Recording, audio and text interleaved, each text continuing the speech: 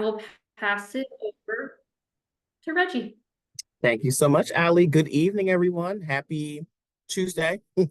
Um, Thank you for your time and attention this evening. So, last week we talked about business finance base. We talked about the base of owning a business, documentation you would need going into a bank to open an account. So now we're going to do a little more of a deep dive, and you got to that point, you open the account, maybe you say, hey, I want to keep things separate. I don't want to commingle funds. I don't do anything like that. We're going to talk about that this evening. Ali was lovely enough to put the workbook in the chat. So that way you have it if you want to download it or save it to your computer. Um, so for those of you that weren't here last week, or maybe you were, hello again. If not, my name is Reginald Barrett. I'm a financial inclusion leader for Truist Bank. My contact information is here on the screen. I will go ahead and put it in the chat as well, so you have that. So my role with Truist is business development. So I'm out prospecting, cold calling, talking to clients, prospects to talk to them about all of the wonderful products that Truist offers. And if they have any questions or concerns, connect them with a Truist teammate to help build on that process. So that's what I do. That's my information there if you do have that. Um, so today's agenda. So today's agenda is going to be probably a little bit, the preach will be a little bit shorter than last week. So there's plenty of time for questions at the end. But we're going to focus on 6 topics this evening to kind of help us get a better understanding of how best to set up your business finances and to meet all your goals financially as a business owner. So, first thing we're going to talk about is why separate personal and business finances? What's the importance of that? Second, how to set and refresh business goals. Goals are very important. So sometimes we might take a step back, maybe look over some things, refresh. So we'll talk about that. How do I pay myself as a business owner? Um, how should I structure my business and organize it? How to organize your finances, and then your financial accounts and tools. So that's what we're going to discuss this evening. So we're going to start off right off the bat with a question. As a business owner, whether you're just starting out or maybe you haven't started your business yet, and you can put this in the chat, what is your vision of success for your business as a business owner? So I'll give a couple seconds here. You can put that in the chat. What's your vision of success for your business?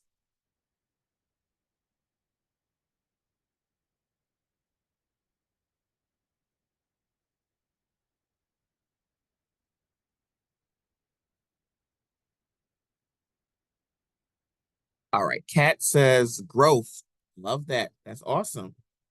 Plenty of growth opportunities as a business owner. That's a great vision to have. Thank you for that. I'll give it a couple seconds to see if anyone else puts anything in the chat.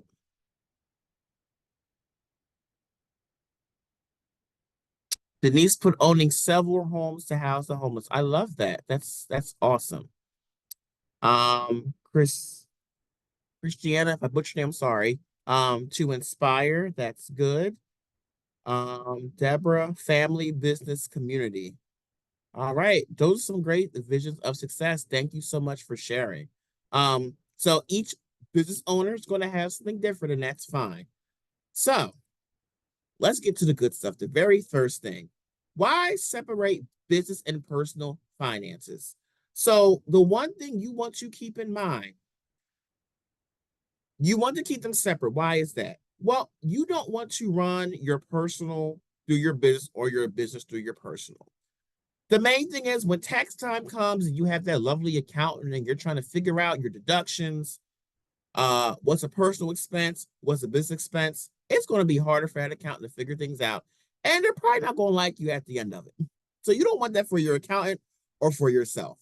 So these are a couple reasons here of the importance of separating them. So there's 6 things here. It gives you a clear view of business performance. So what does that do?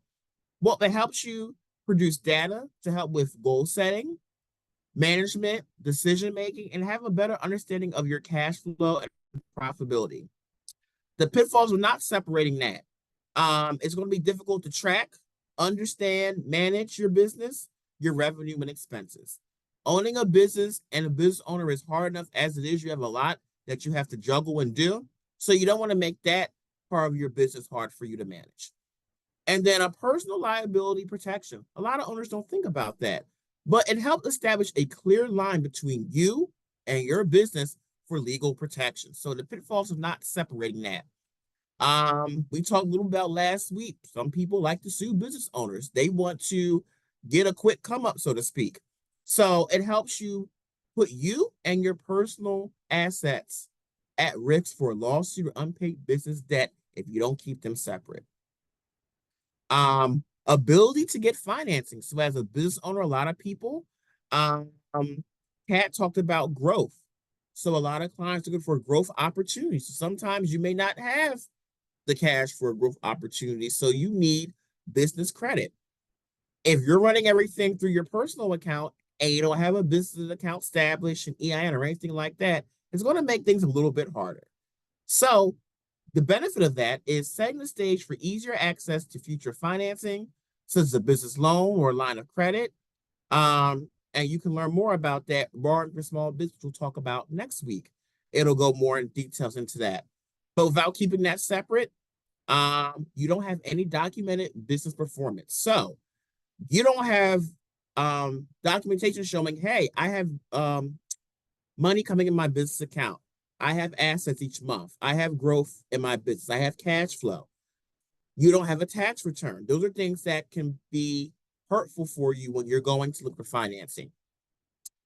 Tax implications. We talked a little bit about that. So having that separate, you can calculate tax liability, maximize tax benefits. So when it comes to that time, you might get maybe some deductions, some money back in your pocket. I think everyone would like that as a business owner. Tracking deductible expenses and being prepared for audits. Especially for audit, I know for the bank, we always want to be prepared when it comes to getting audits. As a business owner, you want to be prepared as well. Not having that separated can result in a lack of clarity, tax liability, tax issues and complications, and not having a clear business audit trail. Financial accounts in your business name. So I think I talked about this last week. Reggie Landscaping. If someone's writing me a check for work that I did, and I'm writing it to my personal versus my business, that consumer might say, well, is it going to the business or is it going to you? So having that separated, having financial accounts in a business with just a business identity to clients and suppliers. Your first impression is everything as a business owner. Not doing that may cause confusion. Clients may seem like the business is temporary, or they may say, you know what? I'm not getting a good feeling. I'm not going to deal with this business anymore. We don't want that for you. And then the biggest thing, peace of mind. Life is stressful enough as it is. So being a business owner and keeping those separate, it'll kind of help you create an owner mindset. And it will not separate it. It's going to cause confusion. We don't want that for you. So those are some best tips to keep those things separate. And I didn't say this in the beginning, all this information we're discussing is going to be in that workbook. So if you have questions or kind of maybe want to review something, it'll be in the workbook. But all these can be of importance to you. I would take a look, see what is the most important to you as a business owner, and then see, okay, where are some areas I can make changes and put things into practice. So that's the first one. Second, how to set and refresh business goals. So a lot of times people have goals and they say, I didn't meet the goal, or maybe I set the bar too high. Let me take a step back and refresh and reset my goals. Nothing wrong with that. So 4 things. The first thing, your business structure and impact goals. So some things you can ask yourself. Are you going solo or are you going to have partners with the business? Will you have employees? So you might have started out just by yourself and maybe you say, business is picking up. This is a lot for me to handle. Maybe I need to hire 1 or 2 employees to help. Are you a hands-on owner or a passive investor? So do you want to get deep into the trenches with everything, or are you a silent partner where you're kind of behind the scenes doing things? That's the first thing you want to look at. Second, your personal income goals. So as a business owner, what your personal goals are can align with your business. So the biggest thing, your income source. So you may say, I'm working this 9 to 5. I'm tired of it. I want to start my own business. That's great. Some things you want to ask yourself. Is that 9 to 5 your primary income? If you were to quit that 9 to 5, is the business going to be able to handle your finance that you have to pay? It is going to supplement another job. Are you looking for an investment with future payout? And the biggest one, do you need a consistent paycheck? I know I depend on my paycheck every 15th end of the month to know to pay my bills, my rent, my car, and that I have food and a roof over my head. So there's some things you want to ask yourself. Um, your personal commitment goals as a business owner. Are there limits on your time? Are there areas outside your skill set? Is there a mission or social impact that's a personal commitment to you? Um, and then growth. I think Kat got a sneak preview of this beforehand. We're talking about growth goals. So, do you want to stay small or are you growth oriented? So maybe you started out small. Maybe you're home. Maybe you say, you know what? Business is going great. I'm getting more clients. I want to be in a storefront. Or maybe you start out in the storefront and things are going good and you kind of want to build on that. So, are you looking to franchise? Or I want to do this, but I need some more money. So, do I want investors in the future to help me with those growth opportunities? So, some things you can put into practice when it comes to setting your goals and looking at different changes when it comes to your business. All right. So, a couple things you want to ask yourself when it comes to setting goals for your business. What are your goals for your business structure and its impact? What are your personal income goals? How you envision your personal commitment to the business and what growth goals have you set? So, I would say if you've never asked yourself these questions, take the time after tonight's presentation to answer those questions for yourself and see, do I have answers for these questions? Maybe it's something I never thought about before. It's like, you know what? Let me take the time to answer these questions and have a plan in place. All right. So the third one, how do I pay myself? So what I will say is you will get this question asked when you go into a financial institution and apply for any type of business credit. Why is that? They want to know, one, how much income you have coming in from the business, but also what are you paying yourself? Are you taking money for yourself as a business owner? So there's two things you can do. You can do a salary and an owner's draw. So let's break each one of those down. So a salary is a set amount paid on a regular basis. So you might have a specific amount coming out each month from your income from your business. So it's the pros to that. Provides a regular paycheck, so that consistent cash flow coming in. Covers payments of payroll, taxes via withholding and avoiding year-end surprises. It affects Social Security benefits and retirement plan contribution limits. The cons to having a salary. Business has less flexibility during a down month. Salary requirements may create a business cash shortfall at times. And then an owner's draw. So that's a variable amount paid as the business has funds available. So if you have money coming in, all right, maybe I got to take a little bit of chunk of this and pay myself. So the pros to that, there's less monthly cash flow pressure on the business. The owners can decide the best way to handle the draw. So whether that's at a later date, that could be a salary or distribution. The cons to that, the owners are dependent on potentially volatile cash flow from the business, and owners need to plan for taxes due eventually on draw amounts. So what I will say about this, I said this last week too, think of me as a doctor and you come me ask questions and be like, that's not my expertise. Let me get a specialist or expert. If you have an accountant or a tax person, I would ask them that question, see what's going to be a best fit for your business. Maybe a consistent salary is great, or maybe it's an owner's draw. You want to ask a professional to help you and answer that question.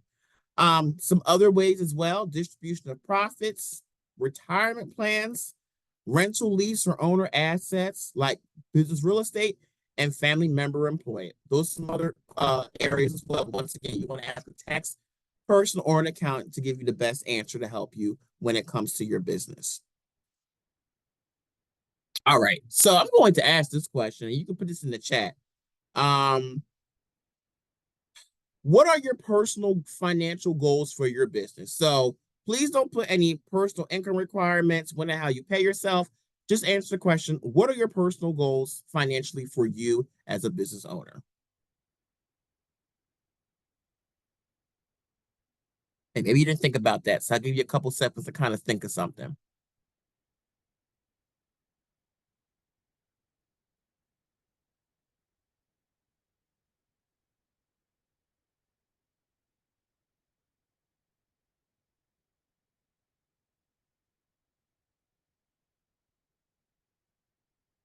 And if we could be like one or two to kind of share in the chat, that'll be great. All right, let's see. Someone said 5K a month. I think that's a great goal as a business owner. That's awesome.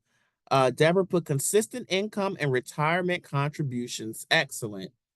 Kat put minimally to cover all my personal expenses. All right. Christiana to be able to reinvest in the business, myself, my employees, and profit on top of that. I love that answer.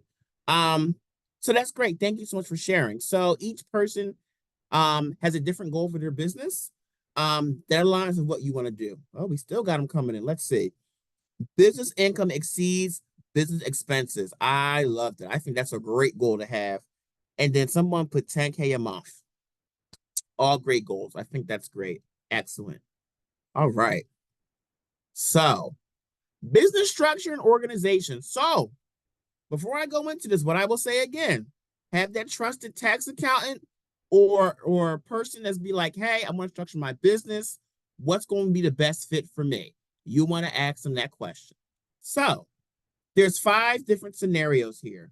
So you have a sole proprietorship, general partnership, LLC, S Corp, and C Corp. So let's break each one of those down. So a sole proprietorship, so that's owned and operated by one individual. So that's just you running the show. You don't got to share your assets with nobody. It's all about you. This was the simplest and most common form of legal structure. Some pros to that: easy and inexpensive to establish, and the owner has complete control. Some cons: the owner has unlimited personal exposure to risk. Investors typically do not invest with sole proprietors. The next one is a general partnership. So that's you have 2 or more owners. Liability: each partner is jointly liable for partnership obligations. The pros of that is easy to create and maintain. Profits and losses pass through to owners' personal tax returns. One of the biggest comments: important to have an attorney create a clear partnership agreement. You want to be mindful of that if a general partnership is what you select. LLC, we hear about LLCs all the time. People, social media, everything. I'm going to create my LLC. I'm going to the bank, open an account. So an LLC may include one or more individuals, corporations, other LLCs, or foreign entities. Liability: members are protected from personal liability for debts and claims. Pros to that: owners have limited liability, profits and losses only taxed at individual levels, and unlimited number of members. So there's no set number. If you want to have 10 people on that business, you can have 10 people on that business. Some cons to that: members taxed on profit even if not distributed, and state tax treatment of LLCs can vary. Cons with this: there's a filing fee. So that can range anywhere from $100 to $800, depending where you're at, and have articles of organization at the time the entity is established. Then we have an S Corp. Up to 100 principal shareholders or owners. Shareholders or owners. Owners have limited liability.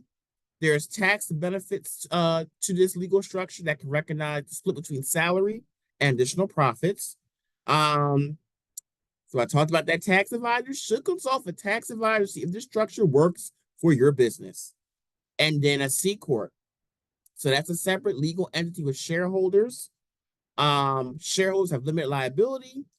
This is the most complex business structure. So what I would say: do your homework. One, see what your business is going to be, if you're going to have partners, and then go from there. A nonprofit. So a nonprofit, that's a very good question, Denise. Most nonprofits, they have maybe,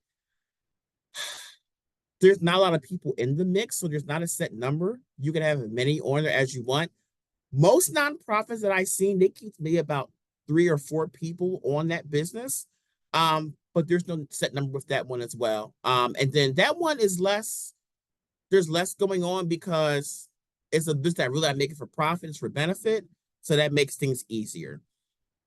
Some other items that you want to keep in mind too: local requirements. So where you're at, do you need permits? Do you need licenses, insurance?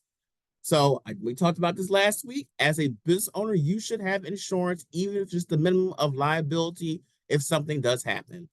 Some other things to keep in mind, if you have any products, trademarks, do you have any branded or other property that you want to have full control of? And then a DBA doing business as. So with a DBA, sometimes they will have a main company, but then the parent will be doing business as XYZ Corp. Um, Once again, that's something you want to ask that tax professional or anything of that sort. But what if you're starting up? What are the 4 things I need? Well, the first thing, you want to select a name. Once you select that name, set up your business ID. Third, register your business domain name and then choose your legal structure.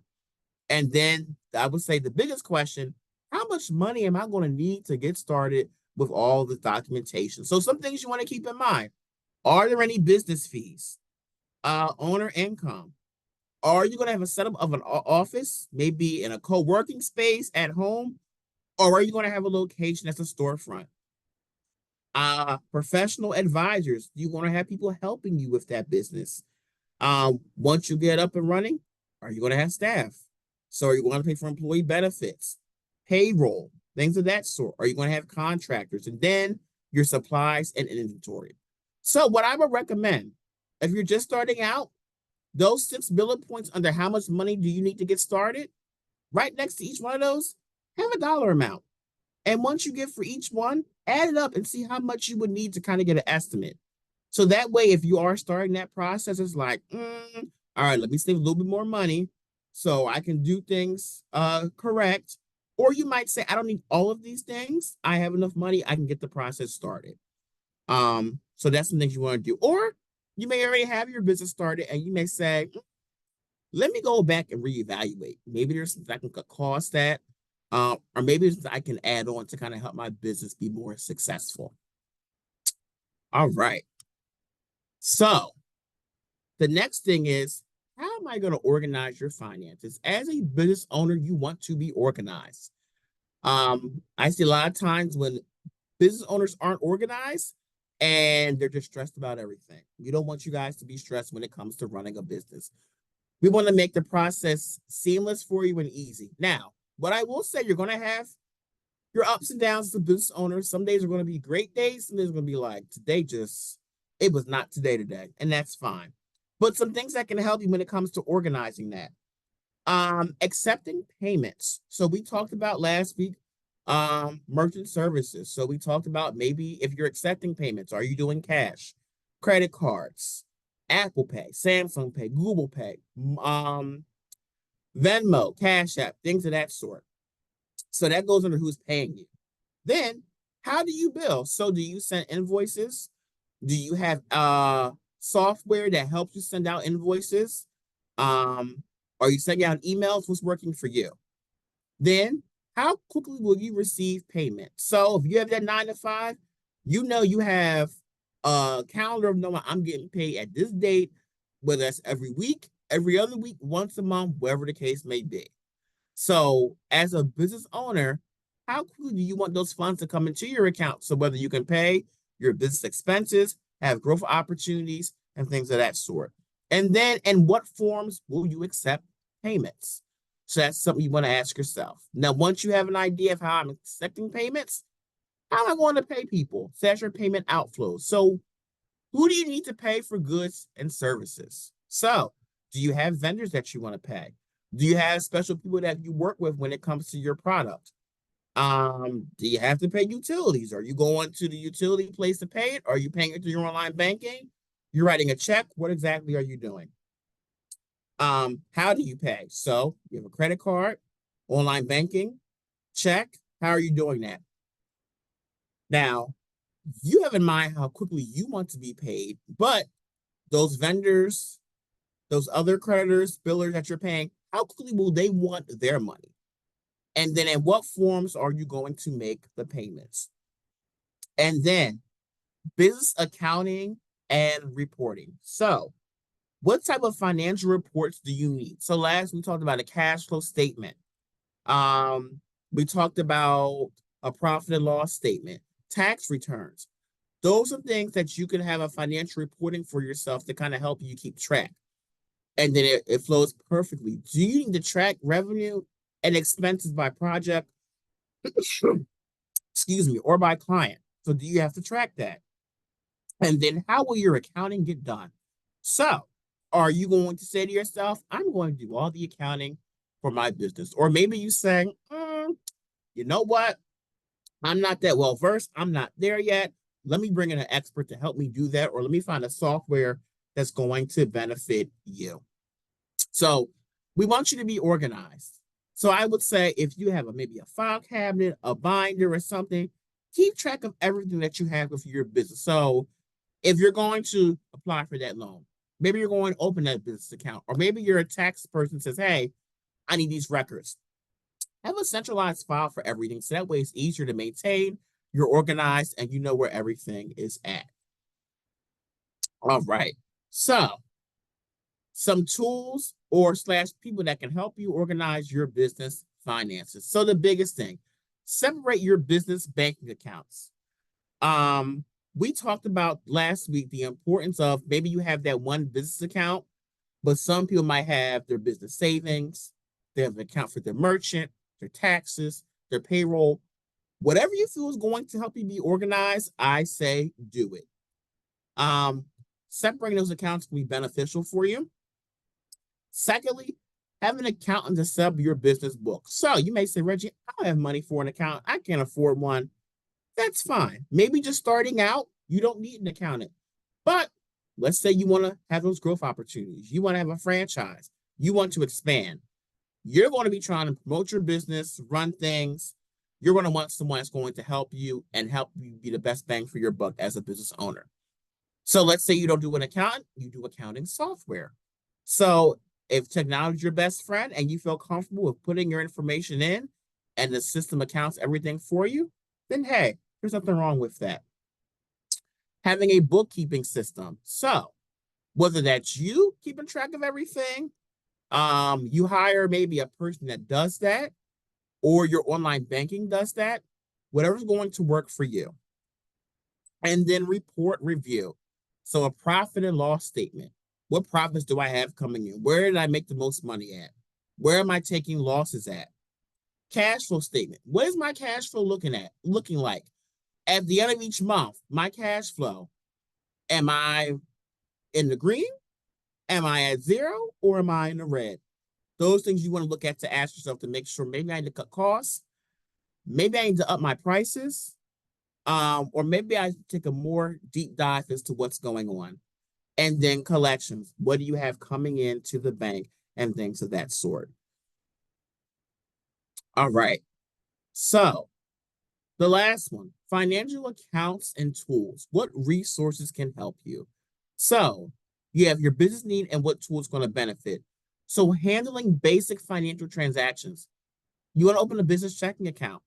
You have the everyday spending, use your debit card. You can write checks, online bill pay. You have the access to do that and no limitations. Building cash reserves. So your cash flow is doing great. Money is flowing into your checking account. And maybe you say, I want to put things aside for a rainy day, a growth opportunity. Let me open a business savings account or a money market account. So what I will say with the business savings account and the money market accounts, you want to ask questions to see, are there any promos or rates that's going to help? And I say that because if you're throwing money into a savings account, you want your money to work for you. So ask that question. If I put this much in there, is there an interest rate? Is there a promotion? That's going to help you have your money work for you and to gain interest and have more cash flow. Receiving payments from customers. So we talked about the merchant service. That's the debit and credit card processing. Mobile web card acceptance, bank-to-bank transfer. So Zelle's an example. You have Cash App, Venmo. These are different areas that clients can pay money. What I will say about the bank-to-bank transfers depends on your financial institution. Ask them, is there a fee as a business owner for me to send money or receiving money when it comes to those bank-to-bank transfers? That's one that you do want to ask. Making payments by credit card. So the tool for that is a business credit card. Do your research. See what credit card is going to work well for you. Maybe you say, I'm just starting out. I just need a basic credit card for my business to be able to pay my bills and kind of start building business credit. Or you may say, I know I'm buying gas every week. I'm buying supplies, inventory. I need a card that's going to work for me. It's going to reward me. So it might be cash back. Or you might be traveling a lot as a business owner, and maybe you're flying Southwest, Delta every other week, and it's like, I want to be rewarded for me flying and going to these places. Maybe a business travel card will work for you. What I will say is, do your research, ask your financial institution questions about what credit cards they offer, and tell them, this is what my needs are. This is what I use the card for. What is the best recommendation for me to be able to do that? Making payments direct from your checking account. So that goes back to your online bill pay, your Zelle, your business debit card, checks from that business account. Those are things that you do and make payments. Paying yourself and your employees. So if your employees are working for you, they want to get paid for the work that they are. So maybe you don't want to sit there on a Thursday and be doing payroll and writing hand checks or on the computer printing checks from the laser printer. Maybe you say, I'm going to do a payroll service or a software. So there are options out there for you. Your bank might have a payroll service. I will always say start there, but there are different services out there that can help you when it comes to paying your employees. And then the biggest thing as a business owner, monitor and control your finances. A great tool for that is your online and mobile banking. I know this is not on here, and maybe that's kind of old school, and that's fine. Use a checkbook register. If you're just starting out, write everything down, keep track of it that way. Because sometimes as a business owner, you're just buying stuff, you're paying, and it's like, oh my gosh, I spent too much, or I can't find that receipt. I don't know what I did. So I would say with the online banking, also have the register to kind of help you balance things out and kind of have that control when it comes to your finances. These are great tools to use. Your financial institution should be able to offer these things for you. And that goes back to having that relationship. So you have a trusted source at your banker or your banker at your financial institution, call them. Hey, listen, I know my business account, but I have some questions. Can I set an appointment to come in? I just want to make sure I have everything that's going to work to my benefit as a business owner. It's going to help me be successful with running my business. All right. So I know I told you guys this is going to be a quick session this evening. So some steps and summaries here. So 6 steps to set up your business finance for success. So the very first thing, set goals for your business performance. We always set personal goals, set goals for your business. With that, I would say if you want to write it down, that's fine. Or I know some people have a vision board. They'll use that to kind of set their goals for themselves. So whatever's going to work for you, have a goal in mind for your business. So once you have your goals set for your business, set your goals for your personal income as well. Once you have that, select the appropriate business structure. What I will say too, it is okay if you start with one structure and you say, you know what, I don't think this is going to be a good fit. Talk to that professional and say, hey, I want to change it. What do you feel be a best way to fix that or change it? And when should I do that? The 4th point, use accounting systems to organize your finances. As a business owner, it's very important to be organized and know what's going on with your business. One, it's good for you to know, but if you go to a bank and they're asking you a question about your business, let's say, hey, what's your income? What were your gross sales? What are you paying yourself? What fees were you getting on your merchant services? Questions that they may ask you, you want to be able to answer those questions. One is going to make you know what's going on, but also that makes a good impression on the banker that, okay, this business owner knows what's going on with their business. Use business accounts and payments to help you be successful. And then foster your business network. So we didn't touch a lot on this one, but what I will say is networking is key as a business owner. I would say have people in your network that are going to look out for you for opportunities, that's going to help you be successful and be able to talk about you maybe when it's in a room that you're not. One of those ways that you're going to foster your business network is through your banker. Your banker sees many different walks of life coming into that bank each and every day. Those could be your opportunities for clients to come to learn more about your business. So let's say, for example, you're a baker and your banker knows, hey, you know what? Pat, I had this client, they got a catering business. They need a whole bunch of cakes. Are you able to help them or assist them? Or it could be, hey, I have this business, things are going good, but I kind of want to network with other business owners in the same type of line of business that I'm doing. So I would say, have those connections. Go to mixers, go to networking events. The biggest one, LinkedIn. If you do not have a LinkedIn, I highly recommend having a LinkedIn because one, you can put your business out there, things that you're doing, and you'll be surprised sometimes. You might have someone that says, hey, I want to learn more about what you do, or I want to be able to partner with you, or hey, I want to send some business your way. So please be open to that. Kat asks, okay, what is the best way to establish those relationships with your banker? That is a very good question. So, what I will say is a monthly check-in is great, but your banker should be reaching out to you. So, I'll give you a perfect example. Let's say you go in and you open a business account and you open that business account with $1,000.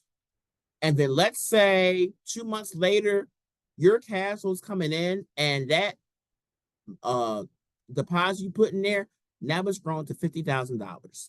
You got 50K sitting in a business checking account. That person should be like, wait a minute, Kat's doing good. She got all this money coming in, but she has all this money sitting in a checking account that's attached to a debit card. So God forbid if someone gets her debit card and loses it and someone goes swipe happy, they're going to wipe that money out of her account. Let me call her and see what her plans are because maybe she can benefit from a business savings account, a business money market account, a CD, or maybe I can help her restructure the accounts to to help her in that aspect. So you were saying I need a new banker. um, yes, your banker should be looking out for you. So I would say that's the best way to build a relationship.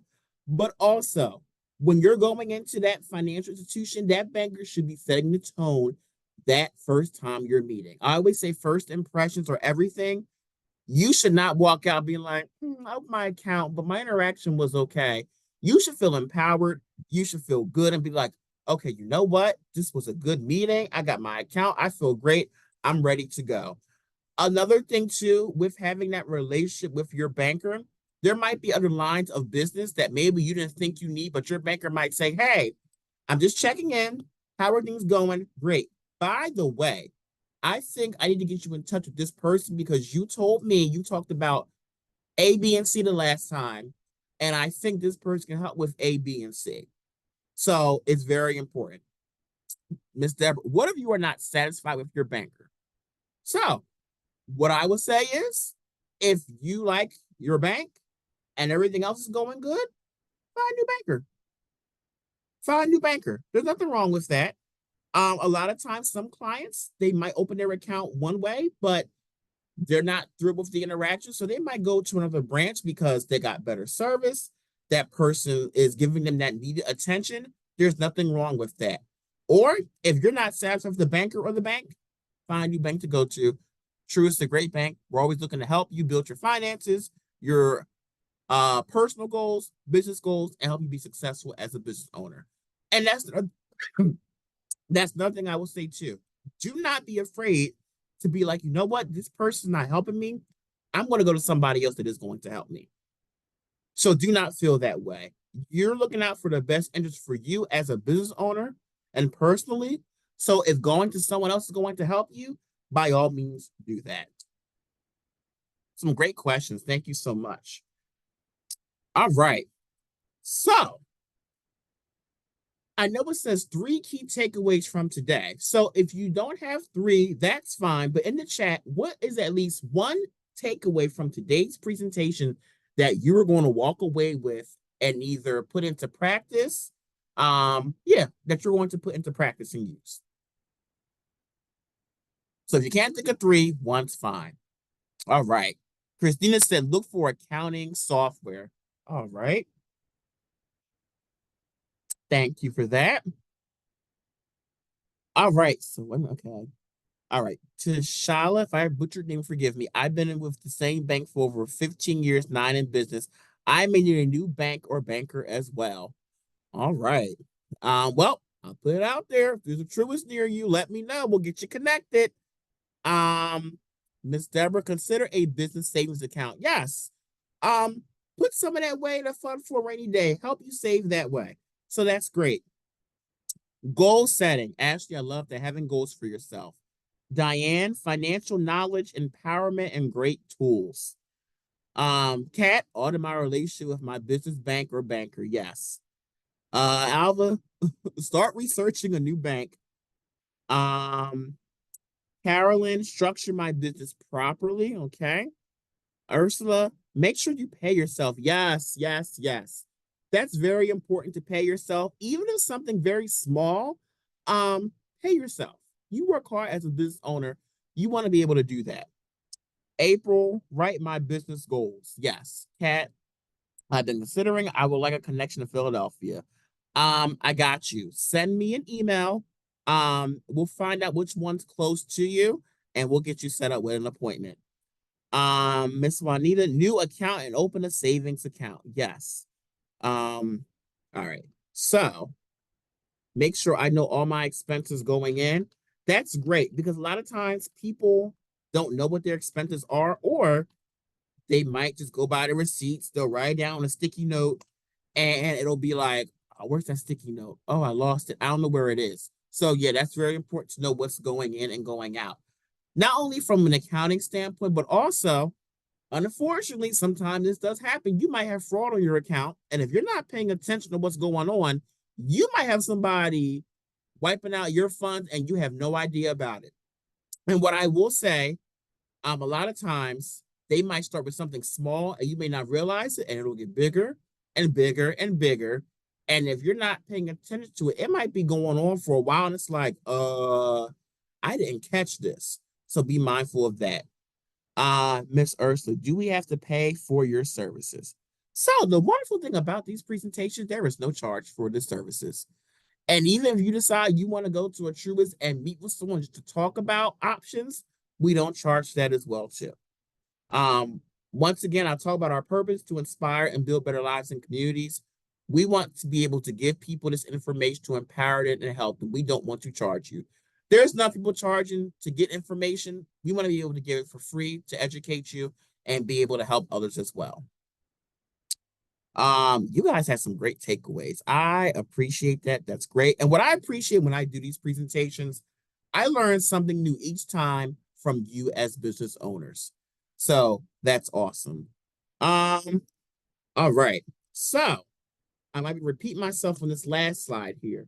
So how can we at Truist help you?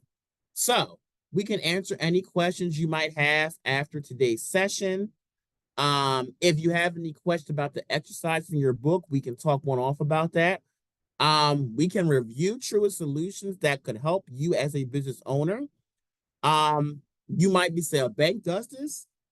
We will listen to your goals and plans and help you with next steps. A lot of times you might talk about your goals and plans, and we might say, I got the solution for that, or I have a partner that can assist you with that, and then connect you with resources or advisors. Does Truist do this pro bono for other nonprofits? So, with my role with the bank, I do these all the time for nonprofits, profit businesses, and guess what? I don't charge anything for it, and I don't get paid anything extra. I love what I do. I'm out in the community all the time. I love helping people. And even if I did get paid for it, I wouldn't take it because at the end of the day, I'm passionate about what I do. I love helping people. So to answer your question, nope, there's no charge for this on your end as a consumer or my end as well. Edwin, this is my first session. Please share the book that you're referring to. I would like to purchase it. So, what I will tell you again, there is no charge for the workbooks either. So we'll get that emailed out to you. You want to put your email address in the chat. Everything is no charge, guys. So the presentation, the workbook that goes along with it, any questions, or connects that you want to have, we don't charge for that. Some great answers. You're very welcome. All right. So, all right. I got your email address here. So, all right. All right. Best time to reach me. So, what I will say about this, I am the type of person where my day can sometimes start at 7 o'clock in the morning and my day can end at 9 o'clock in the evening. It all depends what I'm doing. So, what you can do is if you can send me an email and be like, hey, I want to talk, let me know when's the best time for me to reach out to you, and I will work around your schedule. And then we can connect that way. Um, because at the end of the day, we want to make sure that we're helping you out and work around your schedule. So it's very important for us to do that. Um, all right, Kat, what are your special areas other than training or coaching? Um, One big thing that I do, so I've been with Truist for 9 years, the bank entry for 13 years. So I'm very big on training, coaching, but also mentoring as well too.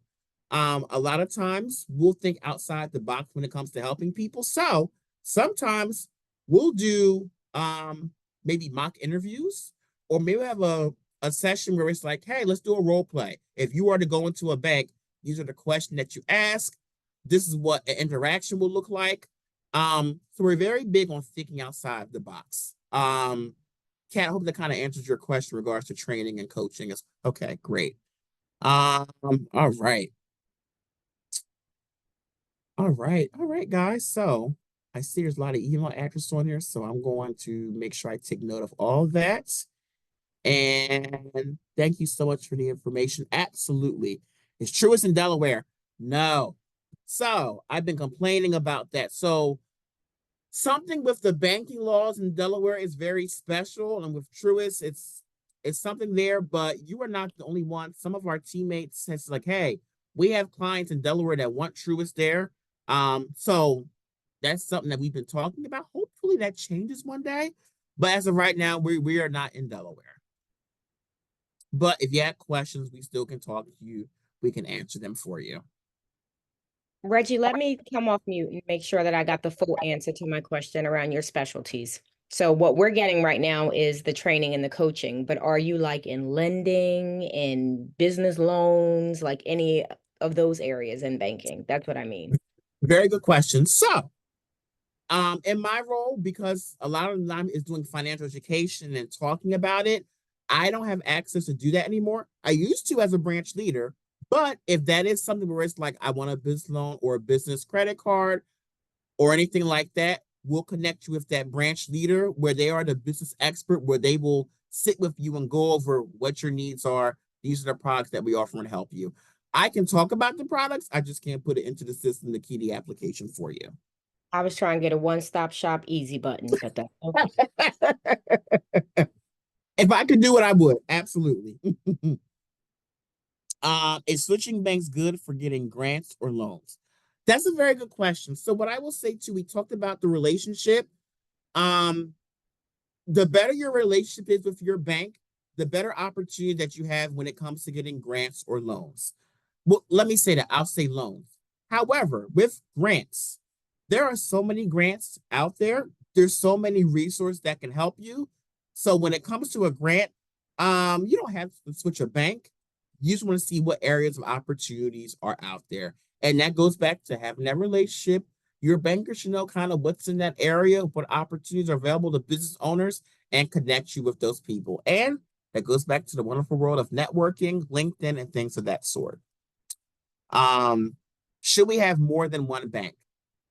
Nothing wrong with having more than one bank. Some people don't want to put everything in one basket. So you might have your main account for your business needs, your everyday spending, but maybe give a separate account for your business savings. So that way I don't see it, I don't touch it, I can't easily access it. If I do have to go access it, I got to walk 2 blocks in the sun to get my money if I want to dip into it. So there's nothing wrong with that. A lot of business owners do keep things separate, so that's fine.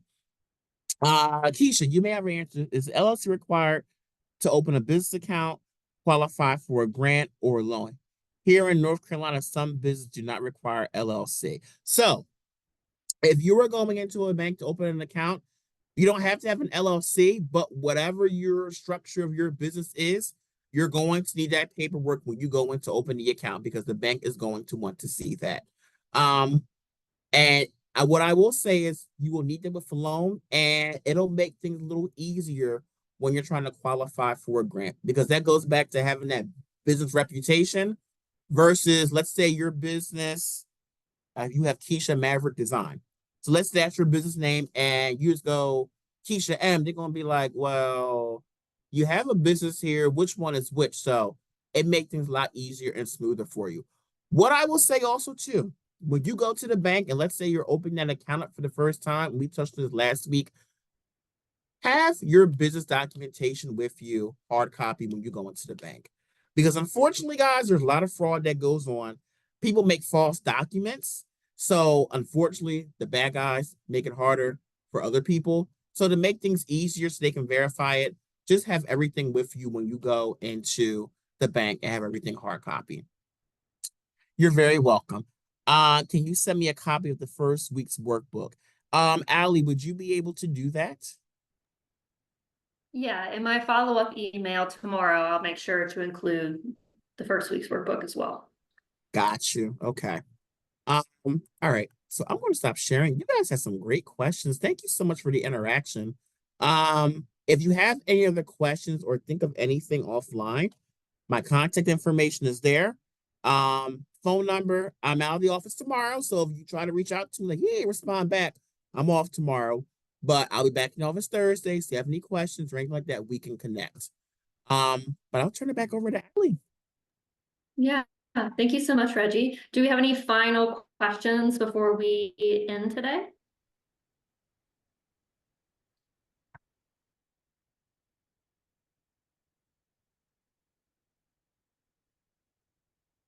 Recording up on YouTube. I'll include our workbook today and from last week. And for those that are, interested in continuing to come to the series, we have another workshop next week, same day, same time. It'll be the same link. So I'll make sure to email you ahead of time just in case with that Zoom link, but it's the same, should be the same link. It's all just together in one Zoom.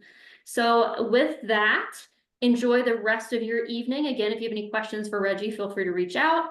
And if you have any questions for me about WeBEC East, please feel free to reach out, and I'll put my email in the chat here too, just in case.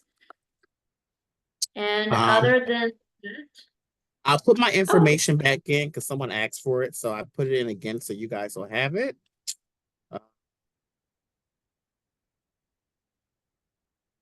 Thank you, Reggie. You're very welcome. That's my email address, and then that is my phone number as well there for you. Great. Okay. Well, please feel free to reach out with any questions. We hope to see you again next week. And stay cool, especially tomorrow. It's going to be really hot. And we will see you next week. Have a great rest of your day.